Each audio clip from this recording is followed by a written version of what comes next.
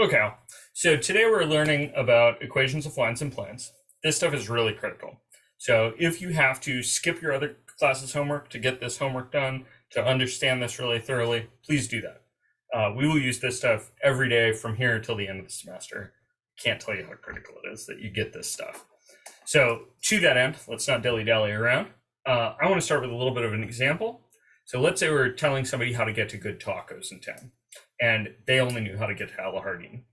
So what I would do is I would tell them, okay, look, you want good tacos? You got to go to this. You got to go to the taqueria. You can't go to El Jardín. That's not where you get good tacos. So if you're going to go, you go to El Jardín, right?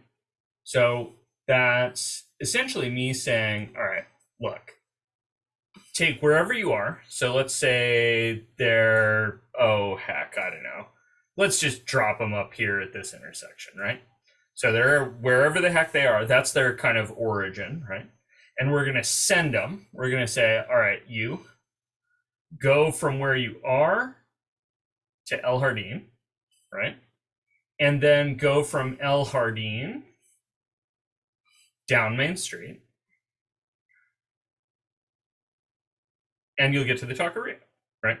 So that's a two-step process, right? So I'm saying first start at El Jardín, then go down Main Street to the taqueria, right? So this is how we're going to form lines. We're going to say you start at some value and then you go somewhere else. So to that end, I'm going to start just by drawing a little math 3D thing, and I'm going to coax you through building this thing from the get. So here's my idea. I'm going to make an example line. So I'm going to say, all right, let's drop a point somewhere. So I'm going to drop my point at my favorite point, 1, 2, 3. So there's my point. I need to first tell somebody to go to that. So the way I'm going to tell them to go to that is I'm going to say, all right, give you a vector 1, 2, 3, right? So from the origin, go out to your point.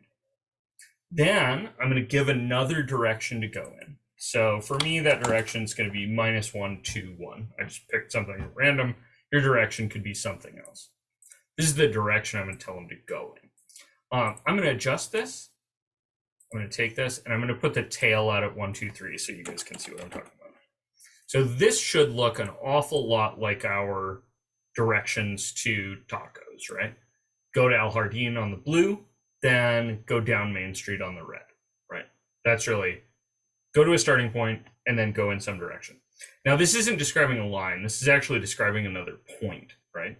So what if I wanted to just describe Main Street as a whole? I'd say, okay, so you go to El Jardín and then you walk either up or down Main Street, right? So I'm going to add here, I'm going to add a thing called a parametric curve. And they're going to come in as this kind of squiggly pigtail thing. Don't worry about that. We'll talk about it later. So you'll notice there's a bunch of T's in here. Those are going to be important. But for right now, I'm going to say, all right, I'm going to start with 1, 2, 3. And then we're going to add to that. And the thing we're going to add to that, so we're going out to the blue vector, and then we're going to add some multiple of the red vector. So I'm going to add T times my red vectors -1, 2, 1. And then you'll note that it's not real happy about this. Well, let's see if we can make it happy. Okay, so that's going to be my line here. And I'm going to make this thing orange. Let's see. I want to make this just a little bit less opaque so you can see the red vector in there still. So see how the orange line is just going out the blue vector and then going some multiple of the red vector in and out. So let me add a kind of a variable slider here just to illustrate that a little bit. So here I've got a variable slider with capital T's in it, right?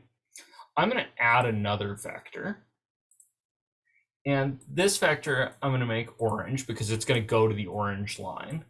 And I'm going to copy the equation that I made for my orange line.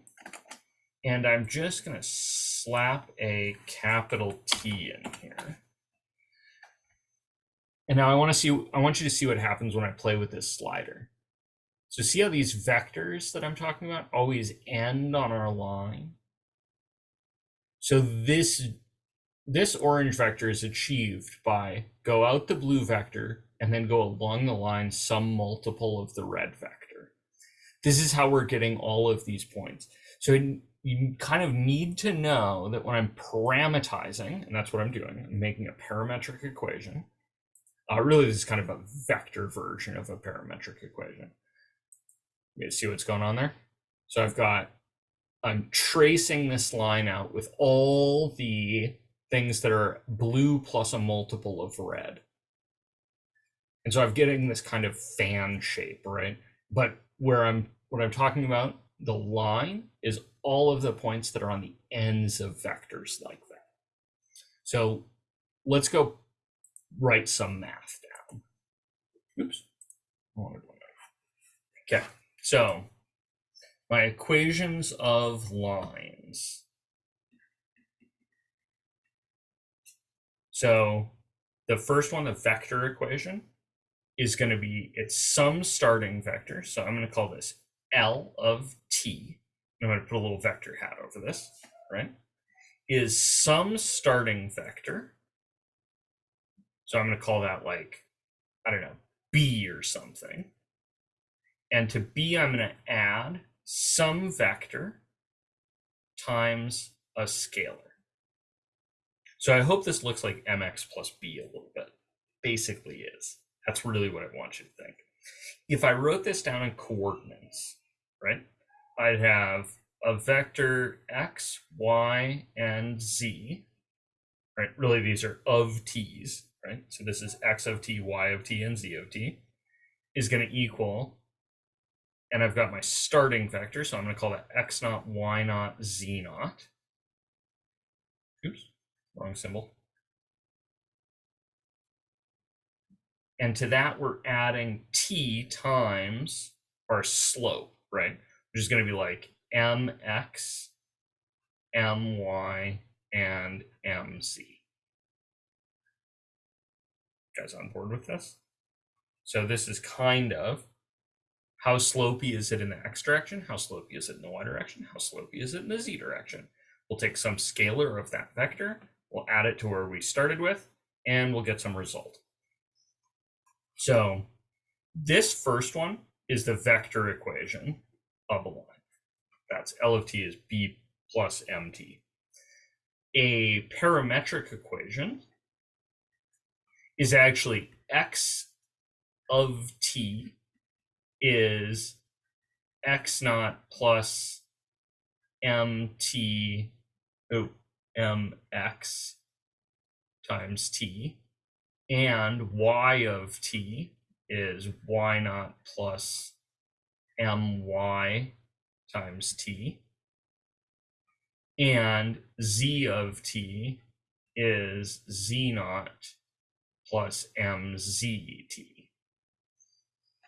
Hoping that makes sense. So it's a parametric equation of a line in 3 dimensions is actually 3 equations. These are oftentimes called the parametric equations. Now, there's something you can do with these that people don't often do, but it's in the book and it's talked about occasionally. We'll have occasion to do the spirit of it once in a while, but we're not going to do it super commonly.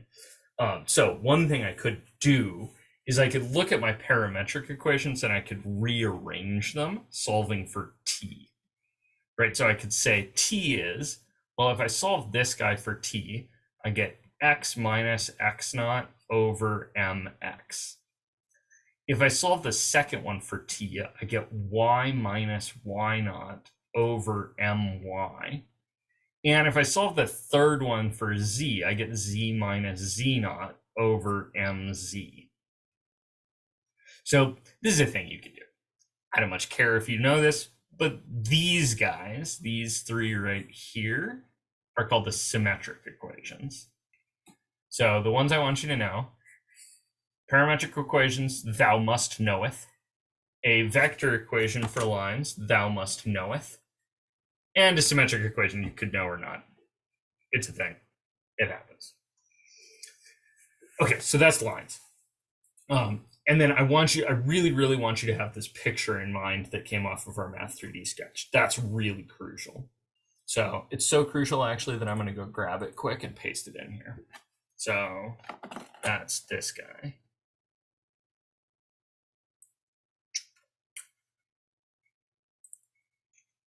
So this is mostly just me making notes for later for you guys.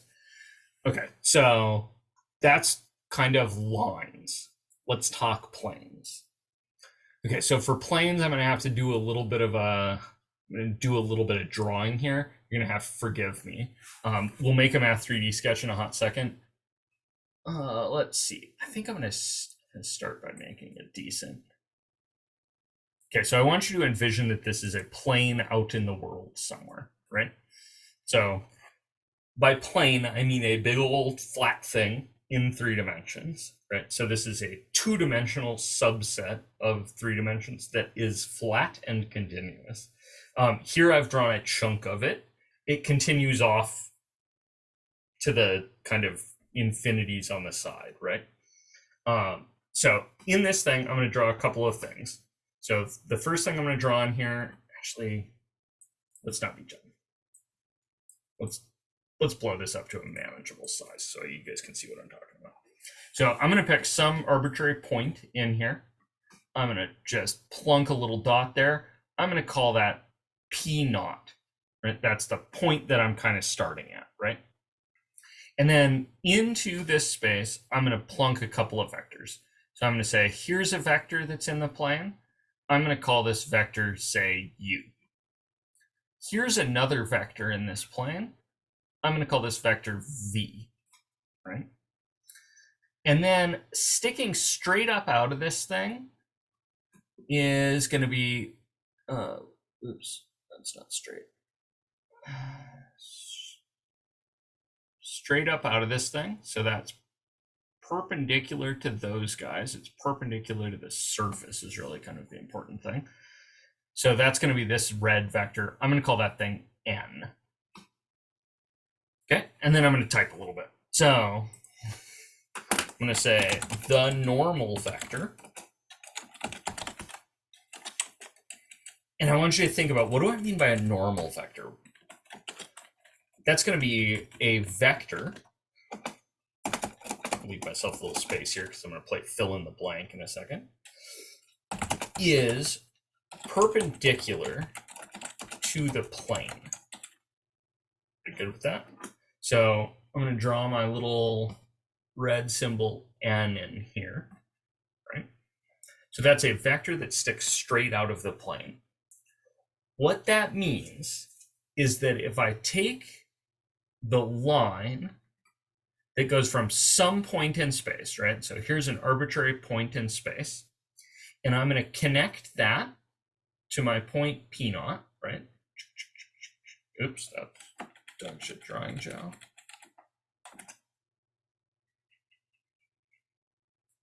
Okay, so there's this vector here. I'm going to call that vector D. So that's just a displacement vector, right? So the normal vector is perpendicular to the plane is the same thing as saying that the vector D and the vector N have some special property. So I want you to think about what that special property ought to be. How do I check whether something's perpendicular? There's a little theorem we got a couple of days ago. So it's, oh, whoops, I gave it away. What's that thing? So that's a dot product, right? So if I take D and dot it with N, the dot product should give me the zero scalar, right? That's what it means to be perpendicular. That's actually kind of my definition of perpendicular, right? Or on the other hand, it's at least a consequence of a little thing that we showed the other day, right? So these two statements are equivalent. The normal vector N is perpendicular to the plane is the same thing as saying the displacement vector, right, from some point to P naught dotted with N is 0. Right, so in this case, you can see that this point P probably isn't in the plane. I've kind of drawn it in such a way that suggests that it's not in the plane. And in that case, this vector d wouldn't be perpendicular to the vector n. But if the point P was actually in the plane, then there would be a right angle there because n sticks straight out of the plane, and that vector d would be in the plane, right? So this is really kind of equivalent to a point being on the plane. So how am I gonna talk about that? Well, I mean, I'm just gonna calculate it. I'm gonna I guess write down what the vector d is. Well, the vector d is, let's see, it's p, but thought of as a vector, and subtract p naught, but thought of as a vector. So this is the displacement vector between a point P, like an arbitrary point in the world, and my point that I know of on the plane, right? Dotted with the normal vector is 0. And I could give this some coordinates. So this is actually just going to be the vector equation of the plane. In the book, I think they write it as n dotted with the displacement vector. Doesn't matter. Same, right? Dot products don't care what the order is. Or you can rewrite this as n dotted with p is equal to n dotted with p naught. I encourage you to take a second and play with that algebra if you want. I personally prefer this one. So this version of it is what I'm going to call the vector equation of a plane. Yeah. Okay, let me give you the coordinate equations. So if we turn this into coordinates, we're like, okay, so let's go over here and write down coordinate-wise. So if we write down coordinate-wise, let's see, I guess I need like some stuff. So I'm going to say the point P naught, right, is the point X naught, comma, Y naught, comma, Z naught, right? The arbitrary point P is going to be the point X, comma, Y, comma, Z. And I'm going to give my normal vector some coordinates. I'm going to call that the vector A, B, and C. Okay, so what does my equation over there become? My equation, and actually I'm going to take this one. So this equation becomes A times X minus X naught plus B times Y minus Y naught plus C times Z minus Z naught is equal to 0. So this is what's called a scalar equation. Oops. That was a very helpful Joe. I'll just cross it out. Okay, so that's my scalar equation of a plane. And then there's one more, and the one more is really pretty chill. If you like collect some terms here, so I'm going to think about multiplying this out. So I'm going to do algebra to this. So I'm going to get ax plus by plus cz. And then there's some other crap, right? There's a times x naught and b times y naught and c times z naught. And those are all subtracted. So I'm going to push them to the right-hand side and put them together, call them d. So this guy here is going to be my linear equation.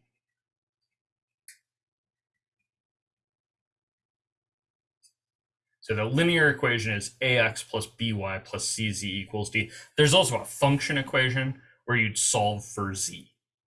So that'd be z is some kind of mx times x plus my times y plus some number. It's not the same number as d, but some freaking number. This is what we'd call the function equation of a plane. So in the kind of spirit of playing around with Math 3D a little bit, let's go throw maybe a scalar equation in there and see what we get. So I'm going to go throw a scalar equation in there.